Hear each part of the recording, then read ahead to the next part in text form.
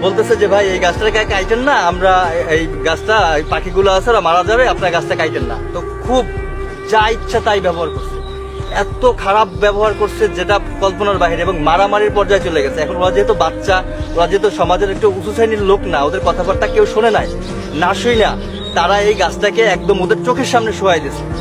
মানে যখন গাছটা পড়ছে আমাদের মনে হয়েছে যে আমাদের হৃদয়টা একদম ভেঙে চলে শেষ হয়ে যাচ্ছে। কারণ কি, ওখানে শত শত জীবন আছে। আমি কান্না করে দিয়েছি কালকে।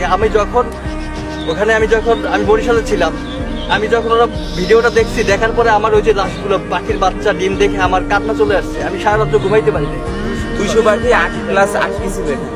কিন্তু বাসা ছিল আপনার প্রায় 200 বাসা ছিল এখানে, পাখি অন্তত 400 পাখি, ডিম বাচ্চা সহ অনেক পাখি আছে। তারা কিছু পাখি তো মারা গেছে আপনারা দেখছেন, তারপর কিছু বাচ্চারা ধরে নিয়ে গেছে। এই যে পাখি বাচ্চা ডিম